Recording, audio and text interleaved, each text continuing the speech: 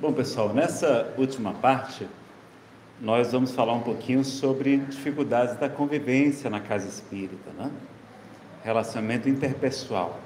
Então, vamos em frente. É um seminário, a gente precisaria de muitas horas para falar sobre esse tema, mas ele tem essas questões. A missão do Espiritismo, que a gente até já viu aqui um pouquinho.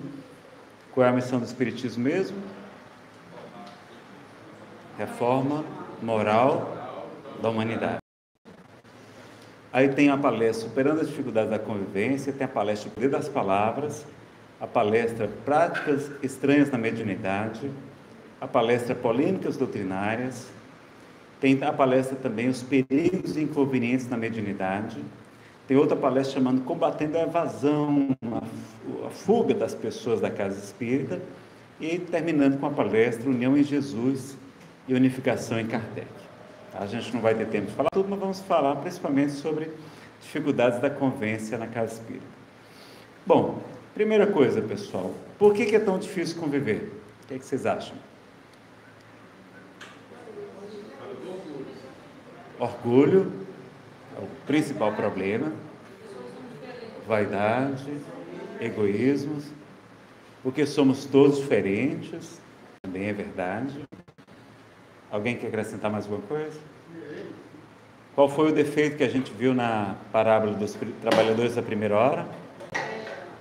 Inveja, né? Pessoa chega lá com pouco tempo de casa espírita, já está fazendo um bocado de coisa. O outro, quem é você, rapaz? Você acabou de chegar aqui, eu estou aqui há 30 anos. Quem você pensa que é? Né? Você falou, eu não escutei? Melindre, né? Autoritarismo, nossa. Vamos ver então lá. Então, realmente, a primeira resposta é a seguinte: é difícil conviver porque ainda não somos espíritos superiores. Nós ainda trazemos muitas imperfeições morais. Porque se nós fôssemos espíritos puros, a gente podia conviver ao lado do maior criminoso da Terra, que não tinha nenhum problema. A gente estava tranquilo, sereno, sem estar revoltado com ele, com paciência, porque sabe que cada um está no nível evolutivo, não é? Então, o problema é que nós trazemos muitas imperfeições morais, como vocês citaram aqui: orgulho, egoísmo, vaidade, personalismo, autoritarismo, inveja, e também porque somos todos diferentes, não é verdade? Então, é natural que hajam distorções doutrinárias, porque é da gente, é do ser humano mesmo. Aconteceu com o cristianismo primitivo também, muita coisa diferente. Você vê, Tiago queria que as pessoas seguissem mais a Moisés. Paulo vai dizer que não precisava da circuncisão e de outras questões, que eram questões externas, ritualísticas. E a gente vai ver entre os próprios apóstolos uma série de interpretações diferentes. Mesmo naquela época havia uma série de correntes de cristianismo diferentes, porque Jesus não deixou nada escrito, não foi? Ele não deixou nada escrito, então a gente vai conhecer pelo relato deles. Então, é natural porque nós somos humanos. A gente não escuta o que o outro fala. A gente não lê o que está escrito no texto. A gente tem uma coisa chamada atenção seletiva. A gente escuta ou a gente lê aquilo que a gente quer perceber. É diferente. Não é o que a pessoa diz. A pessoa, Nazaré, você falou na palestra. Hã? Eu não falei isso, meu amigo. Falou sim, a pessoa jura. Eu tenho gravado aqui. Basta ver a gravação. Não falei. Mas a pessoa escuta o que você não disse até. Tá? Então não tem problema com as distorções. O problema é como lidar com elas. Essa é que é a questão que a gente pode fazer, porque elas vão acontecer em todas as casas espíritas, em todas as épocas. A gente tem que saber como lidar com elas. Tá certo? Porque somos todos diferentes, pais, né? Mães diferentes, professores, amigos, mestres, escolas diferentes. Somos espíritos diferentes, encarnações diferentes, níveis evolutivos diferentes, temos objetivos, gostos completamente diferentes, né? Sonhos diferentes, somos todos diferentes. A nossa única semelhança é a nossa diferença, né? A nossa diferença.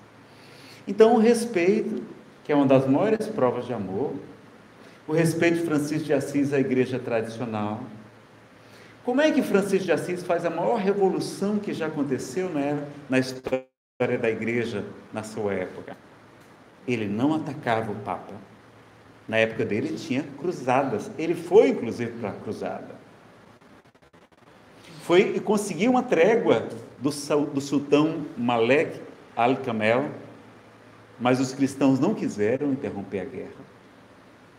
E o sultão permitiu que ele fosse para o Egito, para conhecer a chamada Terra Santa, porque ele amava tanto a Jesus que queria conhecer todos os lugares em que Jesus esteve.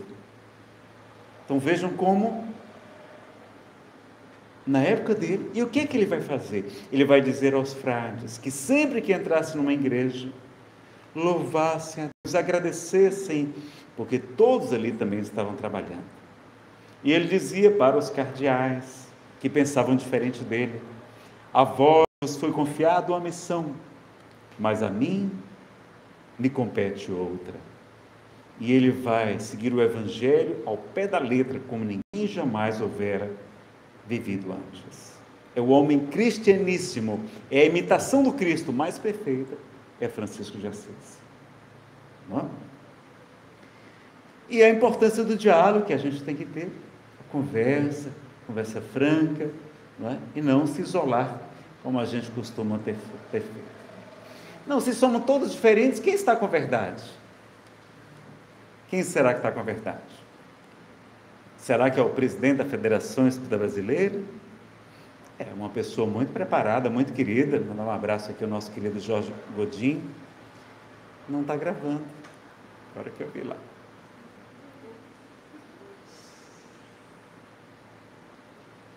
Então, quem será que está com a verdade, se somos todos diferentes? Então, será que é o presidente da Federação Espírita Brasileira? Aproveitar e mandar um abraço a esse grande trabalhador, Jorge Godinho, está à frente atualmente da Federação Espírita Brasileira, um homem que tem muito carinho, muito jeito de dar com o semelhante também, muito dedicado, conhece o movimento espírita fora do Brasil, já morou na Europa, né? E tem feito um trabalho muito bom. Tá? Mas ele vai ter muitas ideias interessantes, vai conhecer muita doutrina, mas a gente vai perceber que espíritos imperfeitos, como ainda estamos, nós não somos, nós não podemos compreender toda a verdade. A gente tem pedacinhos dela. Então há lendas, né, que dizem que Deus refletia sua face diante de um espelho, e que ele atirou aquele espelho na direção do planeta. O espelho partiu-se em milhares de pequeninos pedaços, e cada um pegou um pedacinho do espelho onde tem a face de Deus, um pedacinho da face de Deus. Mas só quando juntarmos os pedacinhos com o amor, com a fraternidade, é que conseguiremos enxergar a face do nosso Pai. Então, ter essa compreensão, nós não somos espíritos puros, mas a gente sabe o que é doutrina espírita, isso a gente já sabe.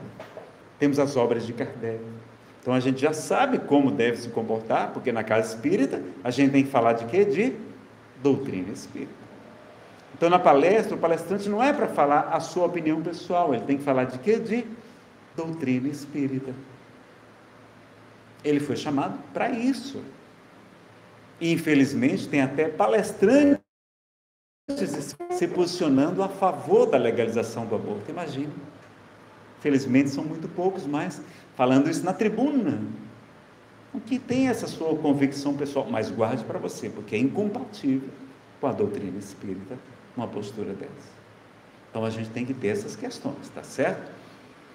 Então é importante a gente saber o que está de acordo ou não com a doutrina, e por isso nós precisamos estar estudando. Uma grande maneira de evitar problemas na casa espírita é implantar o estudo permanente, como Kardec queria. No projeto 1868, ele vai dizer da importância de um estudo permanente, sério, de doutrina espírita, a fim de promover-lhe a unidade. Então, há casas espíritas, como eu frequentava lá em Fortaleza, o Grupo Espírita Paulo Estevão, que todo mundo, todos os trabalhadores da casa, da livraria até a biblioteca, toda parte, até o trabalho social, você pode fazer trabalho social, mas você tem que estar matriculado em algum grupo de estudo da casa. Estudo sistematizado da doutrina, estudo das obras básicas, estudo do Evangelho segundo o Espiritismo, tem que estar frequentando com pelo menos 70% de frequência, e eles cobram a frequência. Para ser médium, tem que estar estudando. Ah, mas eu sou espírita há 30 anos. Meu amigo, há 30 anos você talvez tenha conhecido um outro tipo de conhecimento. Vamos estudar doutrina espírita. Porque a gente, por mais que estude, a gente não conhece doutrina espírita. Zé Raul Teixeira, há muitos anos, falou que ele já tinha lido o Livro dos Espíritos mais de 70 vezes. E ele dizia que toda vez que ele lia, ele percebia coisas novas. Meu Deus, eu não vi isso aqui antes. Tão profunda que é a doutrina espírita. E hoje a gente tem um estudo aprofundado da doutrina espírita também. Tem as apostilhas, que são sugestões, não são obrigação, que a Federação Espírita Brasileira nos propõe. Então, as pessoas estarem estudando é muito importante para todos nós, para a gente ter essa proteção. Que imagine uma casa muito grande, com milhares de estudantes do estudo sistematizado lá, 1.500 alunos do estudo, quantos centenas de trabalhadores. Como é que eu vou saber se aquele trabalhador não está atrapalhadinho do juízo? É vendo se ele está estudando. É o mínimo que a gente pode fazer, porque é da responsabilidade. Quando a gente está aqui na frente, a gente está como se tivesse uma procuração em nome da casa espírita, em nome da doutrina espírita, para falar em nome dela. É muita responsabilidade. No mínimo que eu tenho que fazer é estudar. Me capacitar, como Paulo se capacitou, para poder anunciar o Evangelho. Tá certo? Então, ter essa consciência, que é muito importante, o estudo, é projeto de Kardec, é orientação no livro, não é? Também orientação ao centro espírita, a importância do estudo na casa espírita, que a gente tem lá, a mocidade, a evangelização, vários tipos de estudo, mas a gente deve estar estudando doutrina espírita. E nunca vai ser demais, vocês vão ver. No estudo aprofundado lá na comunhão, por exemplo, tem o estudo das obras de André Luiz, tem o estudo de cristianismo e espiritismo, estudo do Novo Testamento. Olha quanta coisa, porque o espírita conhece bem o Evangelho segundo o Espiritismo, mas conhecemos muito pouco o Novo Testamento, não é verdade? A gente pode, porque o Evangelho segundo o Espiritismo só comenta algumas passagens, sobretudo o Sermão da Montanha, mas há muitas outras passagens do próprio Cristo, além das cartas de Paulo, de Pedro, de João, de Tiago, não é? Apocalipse, a gente deve procurar conhecer também. E lá no Evangelho segundo o Espiritismo, no capítulo 20, item 4, tem uma pergunta, que eu vou pedir para o Jaime ler aqui, ele parar de mandar o WhatsApp ali.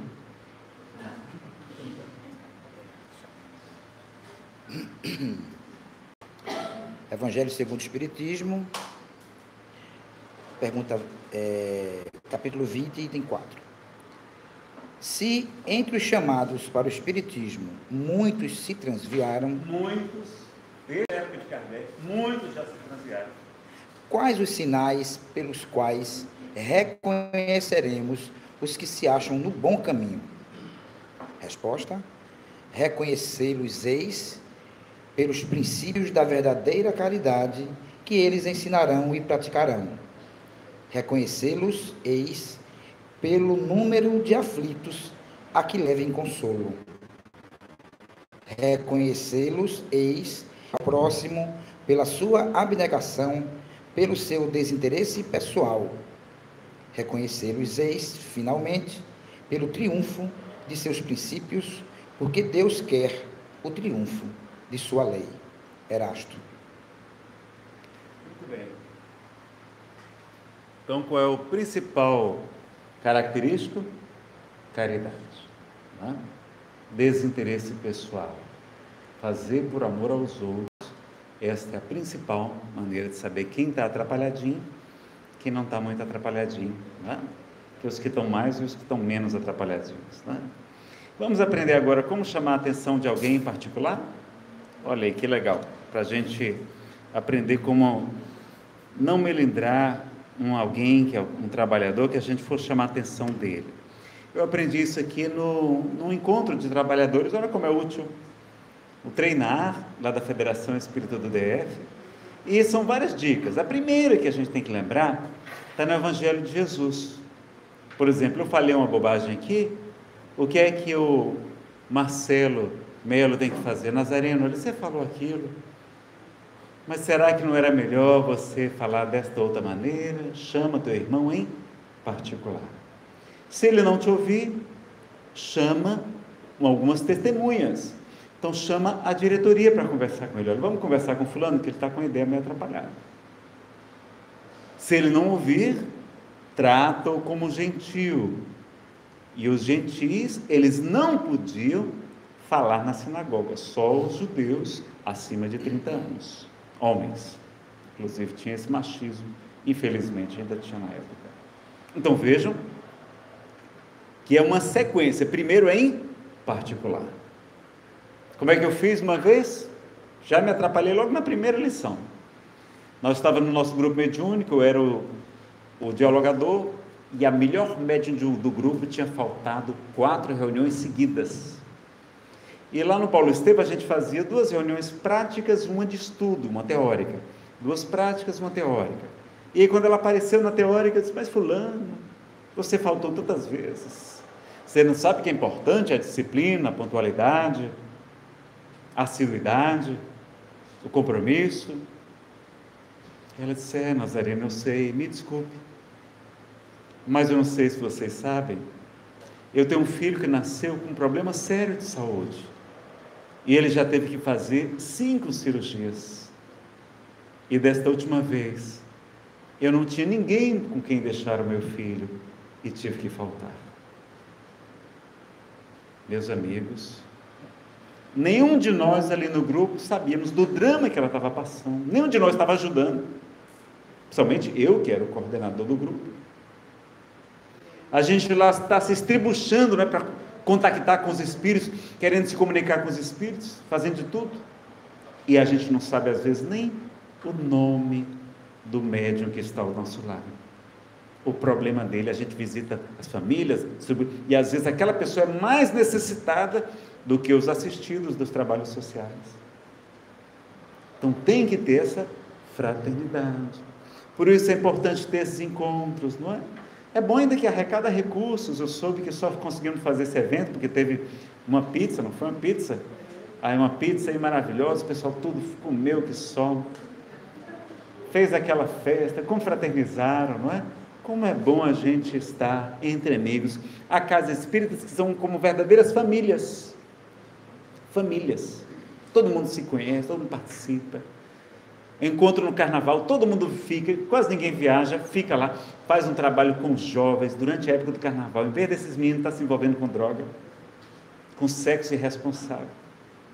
Estão lá ajudando, participando. E tem um dia que a casa espírita no carnaval é dirigida pelos jovens, olha que legal.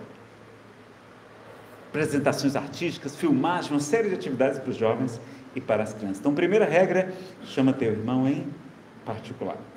Segundo, a casa espírita deve ter um regimento interno detalhado, porque quando precisar chamar a atenção, por exemplo, do palestrante, a gente vai dizer, olha, fulano, não é nada contra você, não é nada pessoal, mas é porque aqui na casa a gente tem essas regras, aqui você falou que devíamos esquecer as obras de Kardec, não, ela está aqui na casa, diz que a gente deve as obras de Kardec, porque a maior autoridade em espiritismo para nós chama-se Allan Kardec. E a gente às vezes tem que chamar a atenção da pessoa. Terminou a palestra, o palestrante falou uma bobagem muito grande, a gente vai dizer, meus amigos, a gente quer agradecer muito a presença do nosso irmão, mas esta casa tem na sua orientação isto. Prestigiamos as obras de Allan Kardec. Mas se ele se magoar, a gente vai ver aqui. É preferível fazer caridade com 100 pessoas que estão assistindo, do que caridade, entre aspas, com uma pessoa, ser conivente com ele. E só convidar de novo depois que ele mudar de opinião. Quando tiver com aquela opinião, você não vai ser convidado. Depois pode até vir, não tem nenhum problema. Ser oportuno, evite momentos. Então, assim, a gente vai falar, tem um regimento. Então, tem casa que, além do estatuto, tem um regimento interno da palestra, regimento interno da divulgação, regimento interno do trabalho mediúnico, regimento interno do ESD, do estudo sistematizado, do trabalho social. Então, tem lá em detalhes. E os trabalhadores precisam conhecer o regimento interno. Quem quiser, tem modelos bem detalhados do Paulo Estevam, jep.org.br, Grupo Espírita Paulo e Estevão, .org.br, tá? Tem na internet os modelos deles lá. E aí a gente vai dizer, olha, Nazareno, não é nada contra você, mas é porque aqui tem. Então a pessoa não vai ficar com raiva de você, não, é porque é a orientação da casa. Se você não concorda,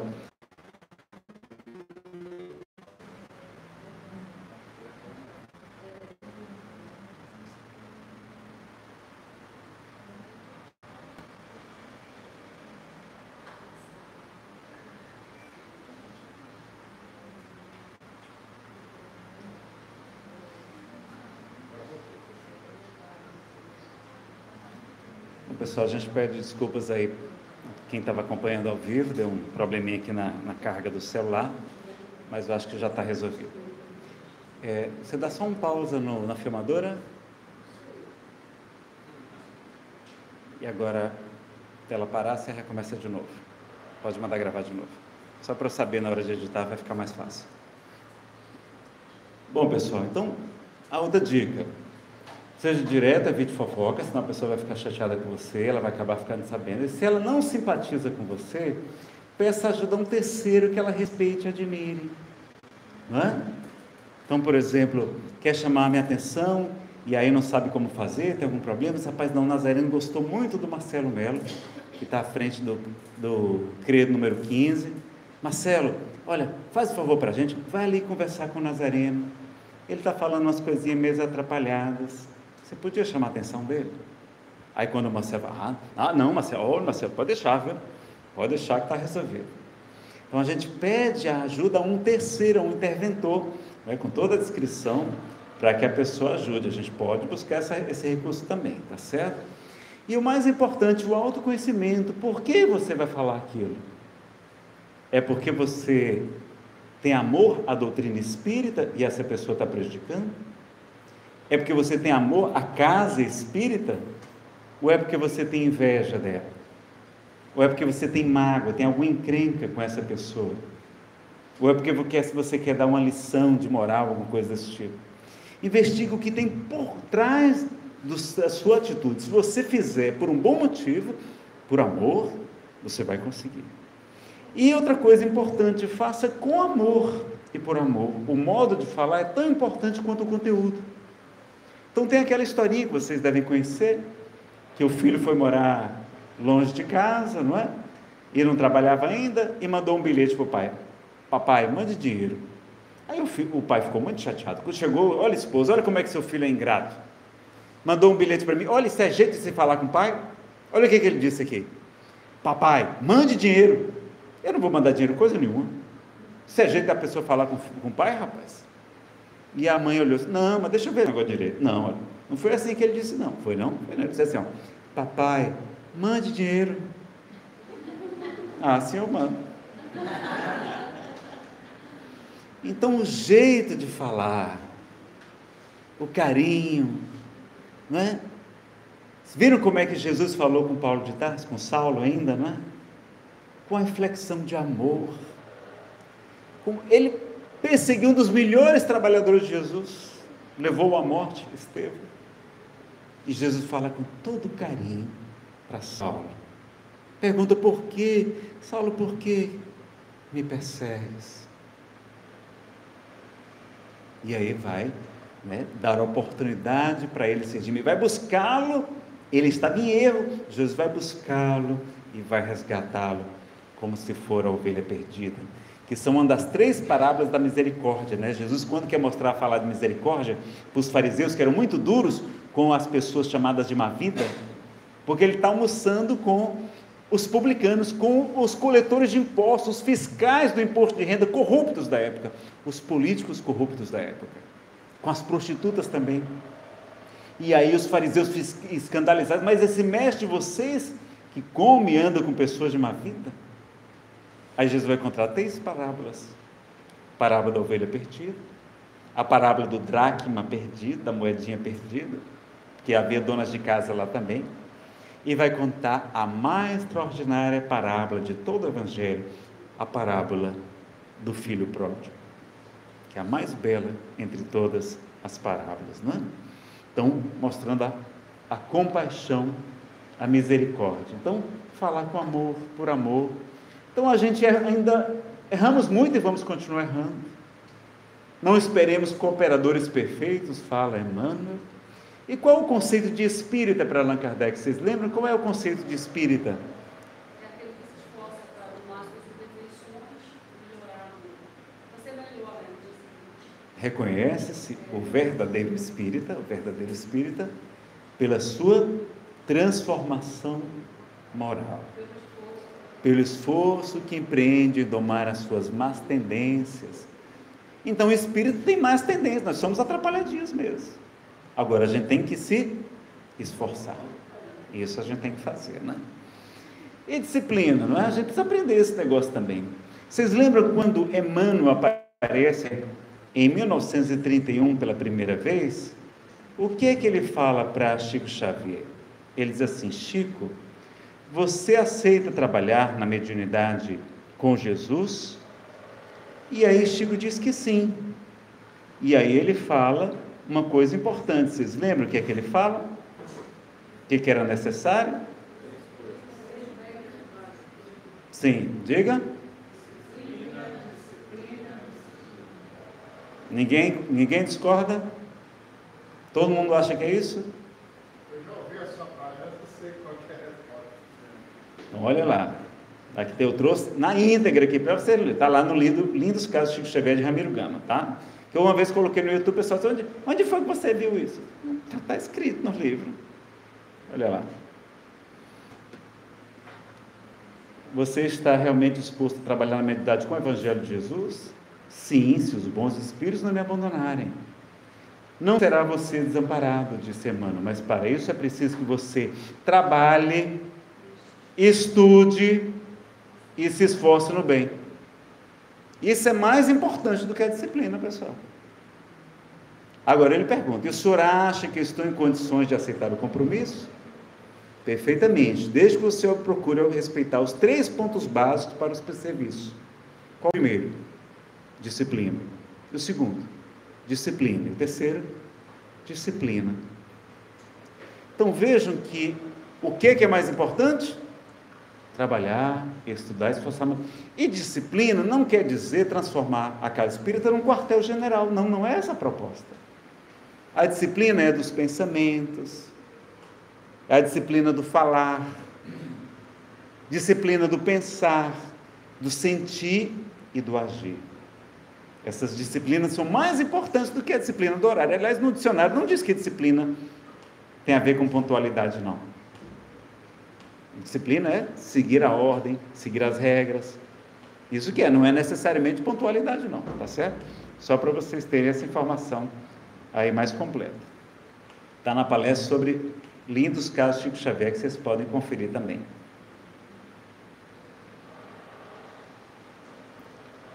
Então, conceito de disciplina, vamos lá. Aí tem que ver, quando a gente for interpretar qualquer texto, a gente tem que fazer como a gente faz no direito. No direito a gente vê quem disse aquela frase. Emmanuel, não foi? Foi para a gente que ele disse? Foi para quem? Para Chico. Porque Chico já era todo amor, todo bondade, todo renúncia.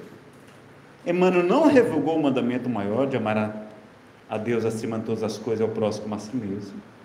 Não revogou o novo mandamento de Jesus, que como é que é o último mandamento que ele nos ensina? Amai-vos uns aos outros, como eu vos tenho amado. Como eu vos tenho amado, né? Então ele não revogou, aquilo ali era para o Chico. O Chico precisava muita disciplina. Como é que ele ia escrever 506 livros psicografados? É o número de hoje. Trabalhando, ele e seu pai somente, cuidando dos sobrinhos, dos filhos mais novos, uma família de 15 crianças, atendendo não sei quantas pessoas no trabalho social e depois nas cartas do além, no correio de além-túmulo, né? Então era para o Chico. Então, em que contexto, se ainda está em vigor, a gente tem que ver se está de acordo com a Constituição, com o restante da lei, com a vontade do legislador, a jurisprudência, os doutrinadores. Tudo isso a gente usa para interpretar. A interpretação literal é uma das mais pobres. Isso eu estou falando no direito. Também, na exegese das escrituras sagradas, a gente também tem que ter conhecimento, ver que aquelas regras de Moisés eram de outra época, não é? Para um povo nômade, guerreiro, etc. Então, a gente tem que focar, como Kardec fez, focar em Jesus, que é o mais importante, tá? Então, respeito às diferenças, que é a alteridade, e a gente aprende com Paulo também, examinar em tudo, retende o que for bom. Está lá em Carta aos Tessalonicenses 5:21. Mas uma coisa é examinar tudo, outra coisa é incorporar a doutrina espírita. Isso a gente não pode. Então a gente pode conhecer coisas maravilhosas fora da doutrina espírita. Podemos abordar qualquer assunto à luz da doutrina espírita, mas outra coisa é incorporar. Não podemos incorporar coisas estranhas para a doutrina espírita. Tá certo? Então, a casa espírita, o tratamento que tem que ter lá é o tratamento espírita, é a orientação espírita, porque a gente é que vai fazer isso. Ah, mas a técnica tal bacana, olha, não vamos, mas pode fazer a técnica, por exemplo, regressão de memória. Vamos fazer a regressão de memória no local, com os profissionais de saúde, competentes, experientes, porque é uma coisa perigosa. Isso é muito raro o caso que é devido a fazer alguma regressão, porque em regra, tanto o futuro quanto o passado não são ocultos, mas se for para um fim terapêutico, se a pessoa estiver preparada, Deus o pode revelar, não é assim? A gente aprende no Livro dos Espíritos. Então, não sai incorporando coisas na doutrina espírita. E na campanha da fraternidade da Igreja Católica de alguns anos, tinha esse lema, a unidade na diversidade.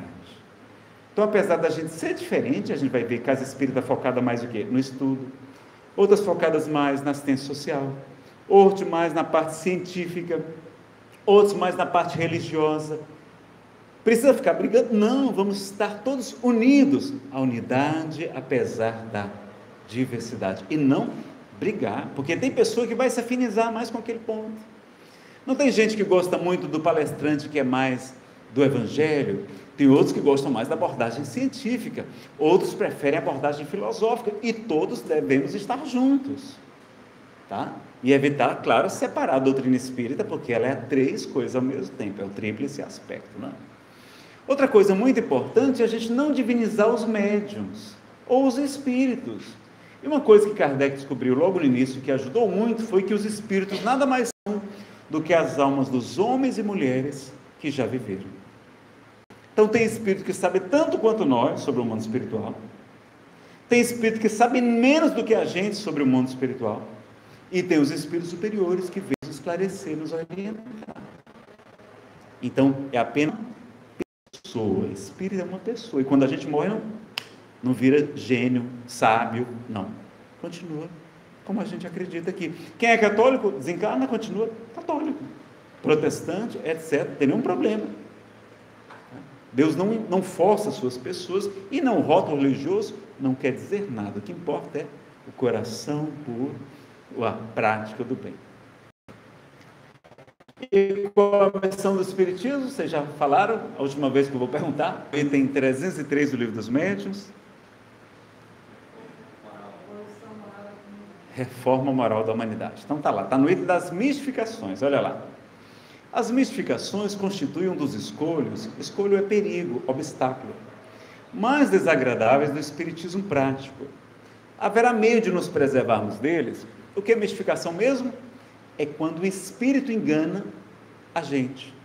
Não é a fraude, não, é uma comunicação legítima, é médium mesmo ali que está se comunicando, é um espírito mesmo, mas é um espírito enganador, um pseudo-sábio, não é? Então, como é que a gente se preserva das mistificações, dessas mentiras? Resposta. Parece-me que podeis achar a resposta em tudo quanto vos tem sido ensinado.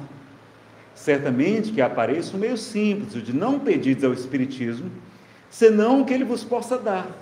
Seu fim, seu objetivo, sua missão é o melhoramento moral da humanidade. Se vos não afastar desse objetivo, jamais sereis enganados. Porquanto não há 2 maneiras de se compreender a verdadeira moral a que todo homem de bom senso pode admitir. Os espíritos os vêm instruir e guiar no caminho do bem, e não no caminho das honras e das riquezas. Nem vêm para atender às vossas paixões mesquinhas.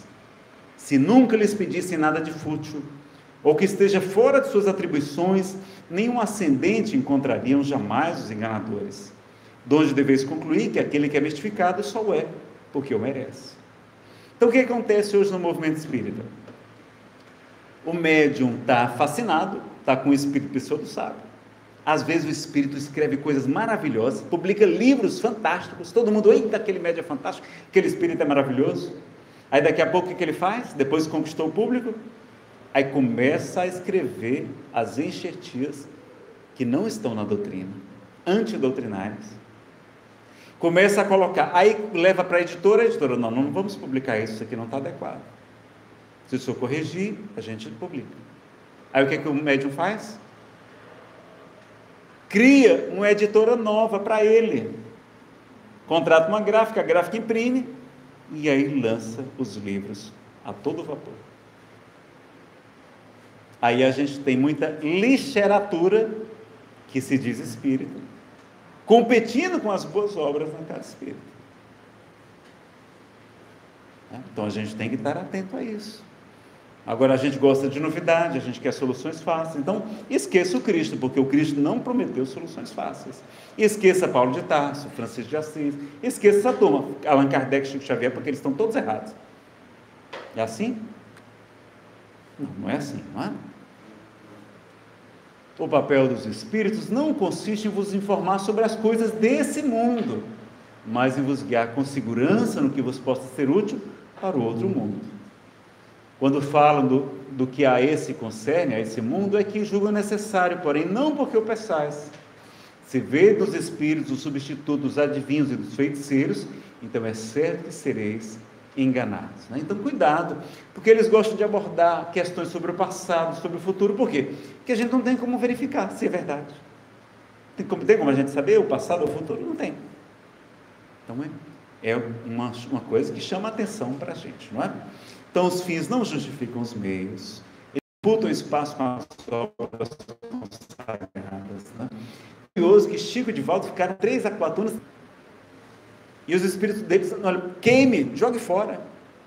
Era só treino. Porque numa boa comunicação mediúnica, vai dizer Hermínio Miranda, tem 50% é do médium, metade do que está escrito é do médium. Nazareno, mas tem aquelas comunicações mecânicas que o espírito desenha a letra, até escreve em outros idiomas. Essa não, né? Kardec vai dizer no Livro dos Médiuns que até na mediunidade mecânica também o médium interfere. Na mediunidade inconsciente, o médium acorda, o que aconteceu? Ele também interfere. Olha que coisa. Agora, não quer dizer que não preste por causa disso. Não é porque metade é do médium, metade do espírito, não quer dizer que não preste não, tá certo? Apenas uma informação que precisa saber. Então, cuidado na hora de analisar. Um espírito falar é uma opinião que merece ser analisada. Né? Kardec tinha muito critério para a publicação dos artigos, muito cuidado. Ele recebia milhares de comunicações, e ele olhava, não, isso aqui não merece ser publicado, esse aqui é até bom, aqui é correto, mas não justifica ser publicado, porque está só repetindo. Mas o que? O nosso orgulho, né? Nossa vaidade, nosso problema de autoestima, a gente chega na casa espírita, nem leu Kardec, já vem com um calhamaço de coisa psicografada, querendo publicar. Amigo, vá ler Kardec. Tem tanto livro para a gente ler, mas a gente chega a mais livro. A gente nem leu o básico. A gente já quer mais livros, mais novidades, né? Que era muito criterioso para isso, né? A questão do fenômeno e analisar a fragilidade dos médiuns, não é? Olha o que o livro dos médiuns diz no capítulo 20. É que o bom médium é aquele que menos é enganado. Como é que é, Nazareno? Todos os médiuns seremos enganados. E o bom médium é o que é? Menos enganado. Olha como é que está escrito lá. Qual o médium que se poderia qualificar de perfeito? Kardec pergunta. Perfeito? Bem sabes que a perfeição não existe na terra, sem o que não estarias nela. Dize, portanto, bom médium, e já é muito, porque eles são raros. Médium perfeito seria aquele contra o qual os maus espíritos jamais ousassem uma tentativa de enganar.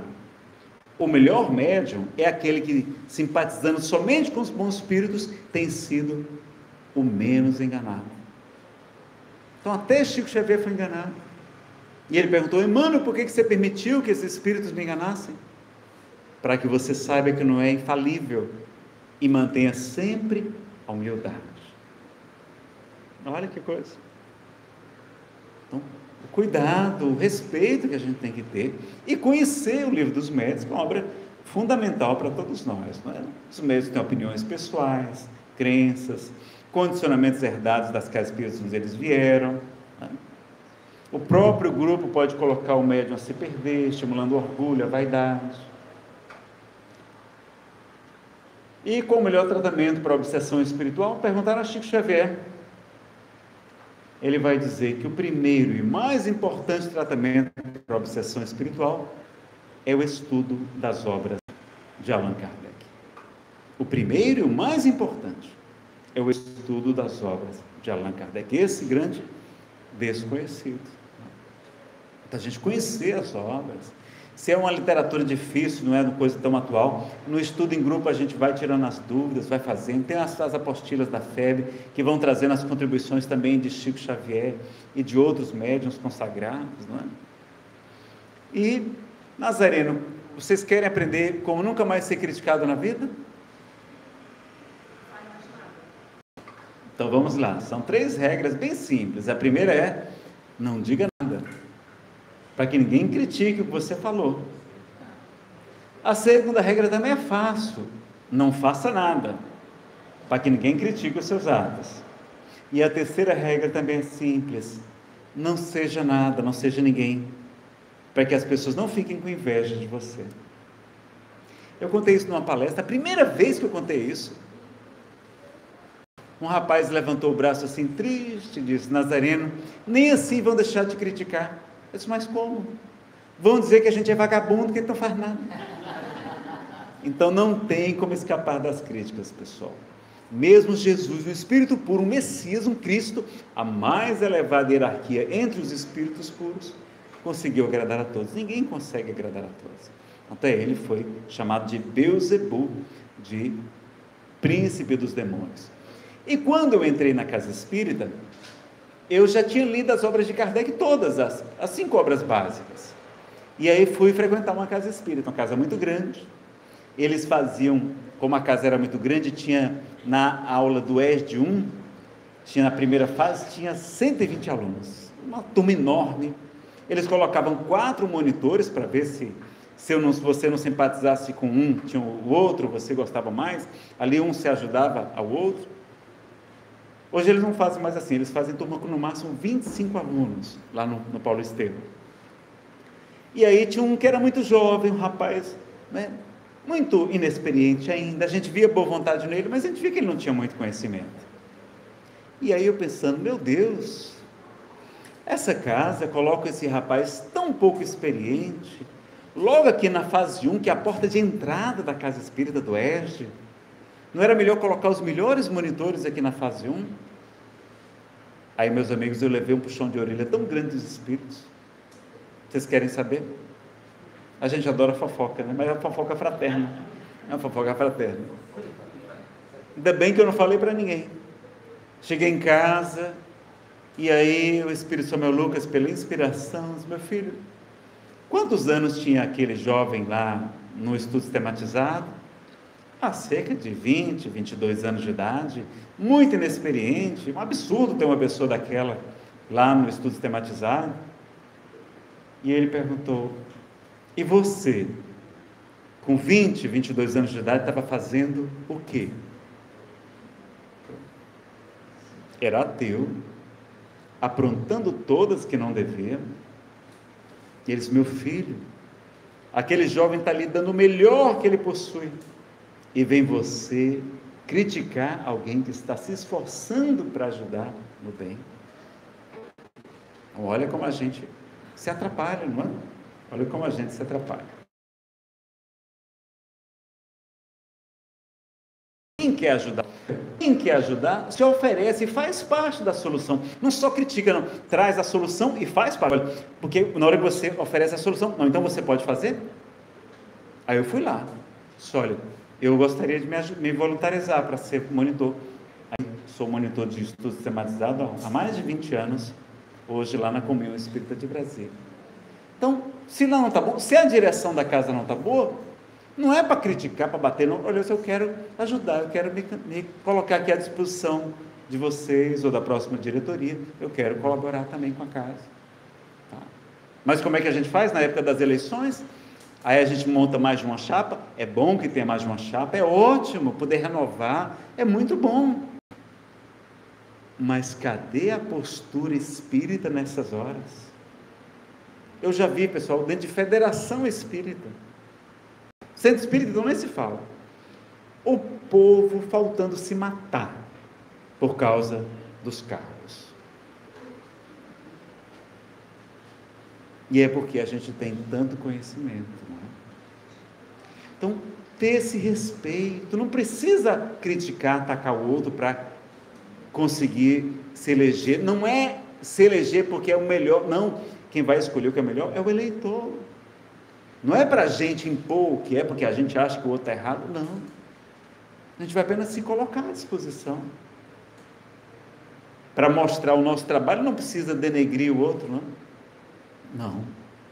Então, a gente ter essa consciência de ajudar e de colaborar, e não de estar lá porque muitas vezes a gente está por orgulho, por vaidade, por apego ao poder, e quantas quedas clamorosas nós já tivemos em vidas passadas. Chega a tal ponto que uma vez eu estava trabalhando numa federação e tinha uma pessoa que sabia de tudo, tem gente que sabe todos os bastidores, né, das coisas. Aí eu estava ajudando ela, no setor dela. Aí ela começou a falar assim, olha, pelo amor de Deus, não fale mais não. Porque eu tenho um problema de depressão. Se eu ficar sabendo essas coisas tristes, eu vou ficar deprimido, vou ficar desmotivado, e não vou trabalhar direito. Eu não posso, eu preciso trabalhar muito, não me conte mais, eu não quero saber. Porque a gente adora também ainda fazer essa fofoca. E aí tem uma lição de Humberto de Campos, no livro Mensagens de Saúde Espiritual. Ele vai contar uma história atribuída a Sócrates, que Sócrates vai ensinar os 3 crivos, os 3 filtros, as 3 peneiras, que a gente deve submeter tudo que chega para a gente, todas as informações. Aí chegou uma pessoa muito corrida assim, alvoroçada para contar uma novidade para Sócrates. Sócrates, eu queria lhe contar uma novidade. Ele disse, calma, primeira coisa, você já passou pelos 3 crivos. Quais são os 3 crivos? O primeiro é da verdade. Você tem certeza que você vai me contar é verdade? Não, eu ouvi falar, alguém me contou, eu já ouvi dizer. Não, então já nem me conte. Mas fazemos de conta que é verdade. O que você vai me falar é uma coisa boa, é uma coisa agradável, vai me fazer bem. Não, é uma coisa até muito desagradável, não tem nada de boa, não. Então não me conte. Mas faça de conta que é boa.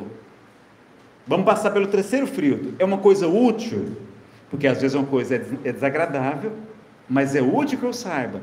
É importante para evitar um prejuízo maior para a sociedade. Kardec fala que isso, muitas vezes, é caridade de fazer, divulgar o mal, se for para evitar prejudicar mais pessoas. Constitui até um dever, está lá no Evangelho segundo o Espiritismo. Mas a gente tem que sempre analisar as vantagens e as desvantagens, é uma coisa muito delicada, os Espíritos falam. Então, os 3 filtros, verdade, bondade e utilidade, é uma coisa útil. Então, se a gente filtrasse tudo que chega para a gente nesses filtros, pessoal, muito pouca coisa chegava para a gente de fofoca, não é? Então vamos aprender com Humberto de Campos em Mensagens de Saúde Espiritual. E quem são os maiores inimigos do Espiritismo? Vocês sabem quem são os maiores inimigos do Espiritismo? Hã? É o quê? Os espíritos, os trabalhadores despreparados, os evangélicos. Alguém falou dos evangélicos? É o obsessor. Os obsessores, né? Querem ver o que Kardec disse? Os maiores inimigos do Espiritismo não são os seus detratores, aqueles que o atacavam publicamente, porque esses já se apresentam como são. Os maiores inimigos da doutrina espírita são os companheiros inábeis e distraídos, exaltados, ou seja, os próprios espíritas que, sem conhecimento, sem estudo, acabavam desmoralizando a doutrina espírita. E aí está sendo feito hoje estudos, não sei se vocês já viram, o pessoal está pesquisando por que o movimento espírita declinou na França. Se lá onde nasceu, não é, apesar que isso não é tão importante. Porque se vocês analisarem bem, onde é que o cristianismo nasce? Na Palestina. O que é que tem lá na Palestina? Tem cristianismo? Não. Lá tem judaísmo e islamismo. Buda nasce aonde? Nasce em Kapilavastu, na Índia.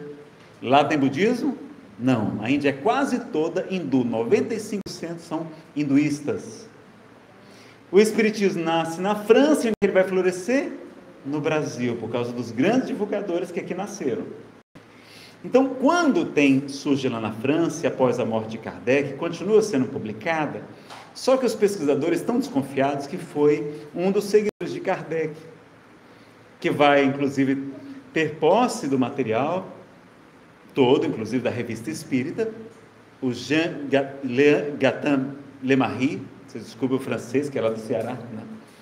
E o Lemarie começou a se entusiasmar com as teses da teosofia, vão defender esses pesquisadores. E aí começou a colocar a teosofia dentro do espiritismo.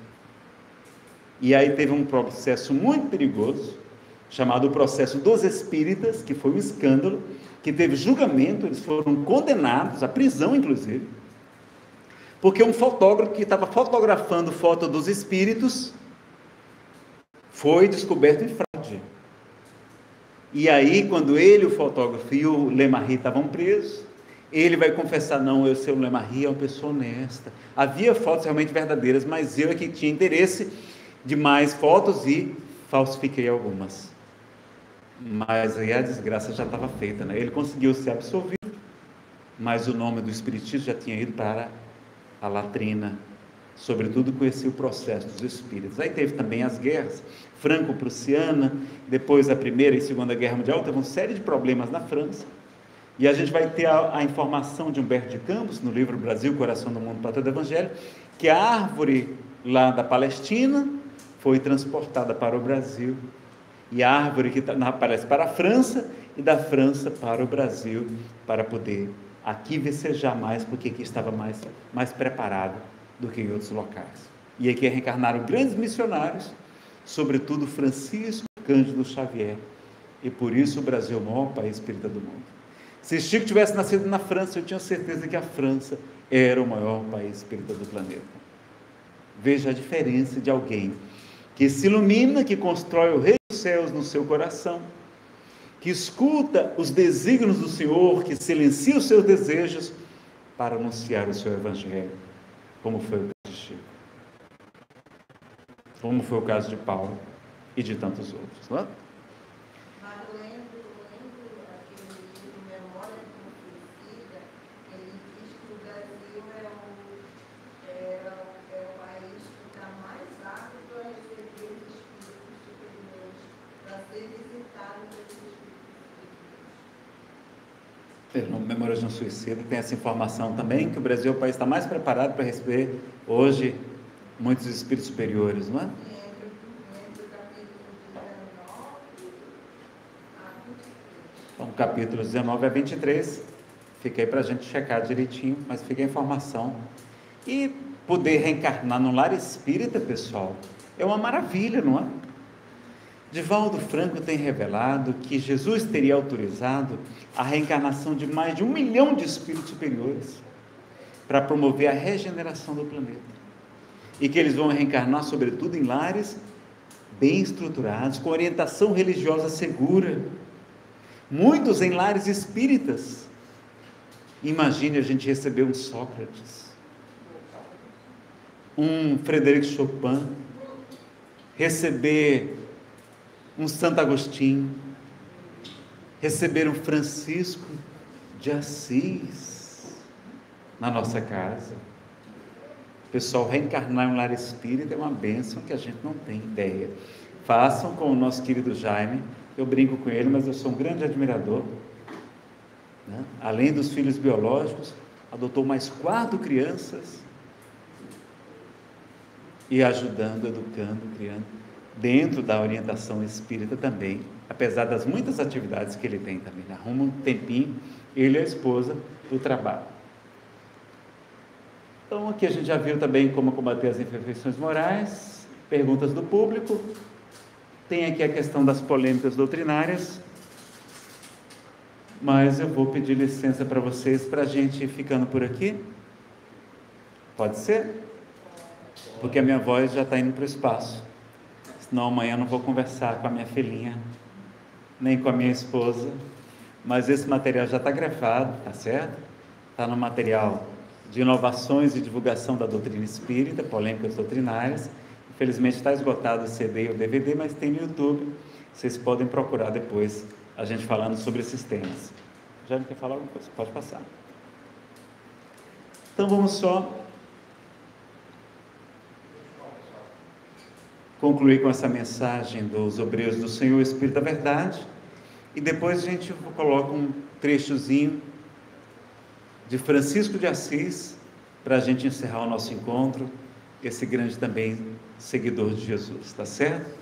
Então lá no capítulo 20, no item 5, a mensagem dos obreiros do Senhor, olha que o Espírito Verdade, o coordenador da terceira revelação, a maior autoridade do Espiritismo, na verdade, é o Espírito Verdade, né? E ele vai dizer o seguinte: aproxima-se o tempo em que se cumprirão as coisas anunciadas para a transformação da humanidade. Ditosos, felizes, serão os que houverem trabalhado no campo do Senhor, com desinteresse e sem outro móvel, sem outro motivo, senão a caridade. Ditosos é felizes. Seus dias de trabalho serão pagos pelo cêntuplo, 100 vezes mais do que tiverem esperado. Como Jesus promete também lá, Marcos 28-30. Felizes os que hajam dito a seus irmãos: trabalhemos juntos e unamos nossos esforços, a fim de que o Senhor, ao chegar, encontre acabada a obra. Porquanto o Senhor lhes dirá: vinde a mim, vós que sois bons servidores, vós que soubestes impor silêncio aos vossos ciúmes e às vossas discórdias, a fim de que daí não viesse dano para a obra. Porque esta obra, meus amigos, é a obra do Senhor. E aí o hino, o cântico o hino à caridade. E para a gente encerrar, Casimiro Cunha vai analisar essas 3 virtudes citadas por Paulo na carta aos Coríntios: a fé, a esperança e a caridade. E no livro Parnaso de Além Túmulo ele vai falar da supremacia da caridade. A fé é a força potente que desponta na alma crente, elevando-a aos altos céus. Ela é chama abrasadora, reluzente e redentora, que nos eleva até Deus. A esperança é flor virente, alva estrela resplendente, que ilumina os corações, que conduz as criaturas às almejadas venturas, entre célicos clarões. A caridade é o amor, é o sol que nosso Senhor fez raiar claro e fecundo, alegrando nesta vida a existência dolorida dos que sofrem neste mundo. A fé é um clarão divino, refulgente e peregrino, que irrompe trazendo a luz.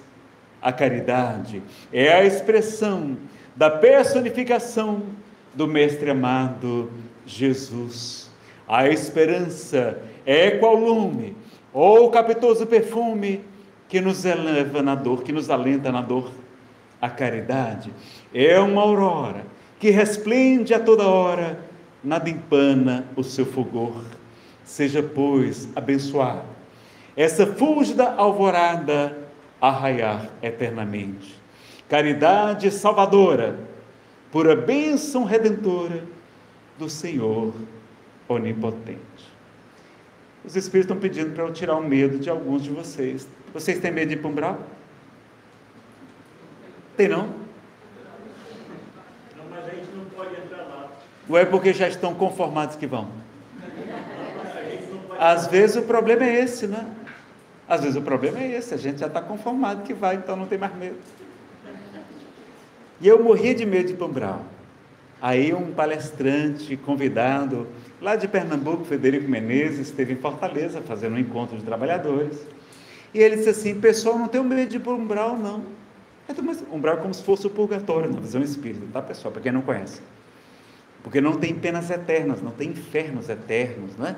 Deus sempre nos dá a oportunidade quando o espírito se arrepende, porque Deus nunca está pobre de misericórdia.